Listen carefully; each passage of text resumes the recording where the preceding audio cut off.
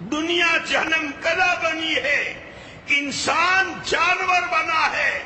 گھر کے لوگ جانوروں سے بدتر بنے ہیں، حیائیں اٹھ گئی ہے، معاشرہ گندا ہوا ہے، معاملات میں خرابی آئی ہے، عقیدے بگڑ چکے ہیں، عالم پورے میں جہنم کی آگ بھڑک رہی ہے۔ یہ بھی نتیجہ ہے انسانوں کی جان و مال اور صلاحیتوں کے غلط استعمال۔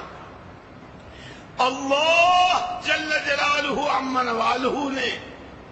حضرت رسول پاک صلی اللہ علیہ وسلم کو مبعوث فرمایا، وَمَا أَرْسَلْنَاكَ إِلَّا رَحْمَةً لِلْعَالَمِينَ۔ آپ نے آ کر کھانے کمانے سے، پینے پہننے سے نہیں روکا۔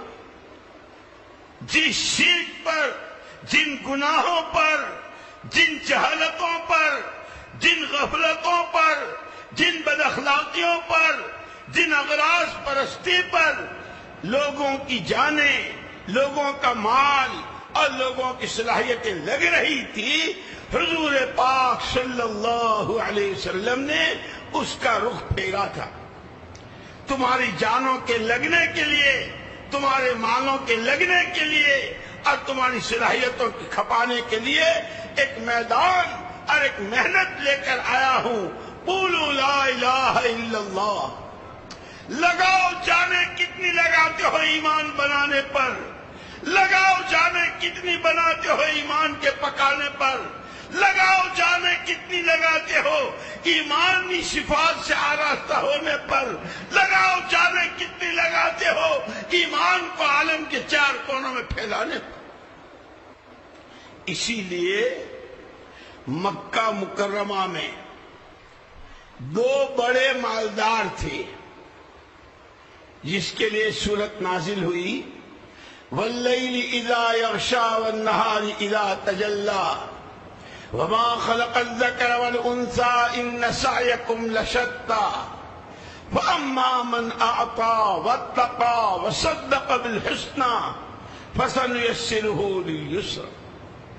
واما من بخل واستغنى وكذب بالحسنى فسنيسره للعسرى۔ مکہ مکرمہ میں سب سے زیادہ مالدار دو تھے، ایک صدیق اکبر رضی اللہ تعالی عنہ اور ایک امیہ ابن خلف مشرکین میں سے۔ دونوں نے اپنا وقت بھی لگایا ہے،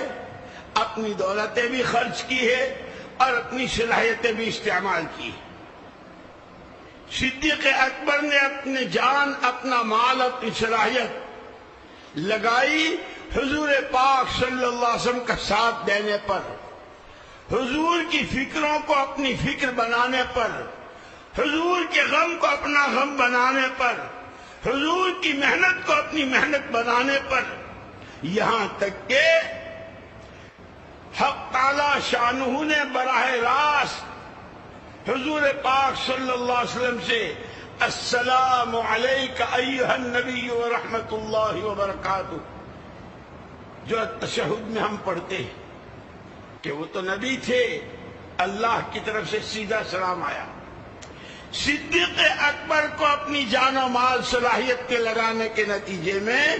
اتنی مناسبت پیدا ہوئی کہ وحی تو نہیں آئی، وحی کے راستے سے حق تعالی شانہ نے سلام بھیجا ہے۔ آپ کے دوست ابو بکر کے نام خدا کا سلام، اور یہی ابو بکر صدیق رضی اللہ تعالیٰ عنہ جان و مال لگاتے رہے یہاں تک کہ جب حضور کی وفات ہوئی اور چاروں طرف فتنے، ہرقل کا،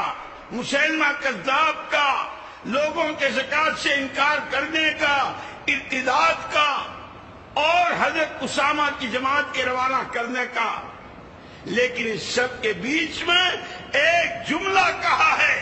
جو جملہ صرف صدیق اکبر رضی اللہ عنہ کے اپنی ذات کے لیے نہیں، امت کے ہر فرد کو، جس کو حضور نے فرمایا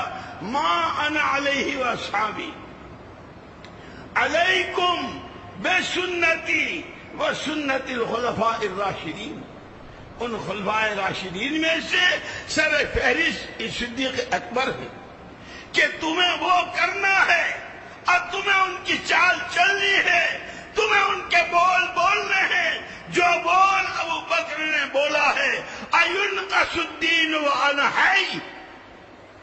میرے جیتے جی نبی کے دین میں کمی آ جائے۔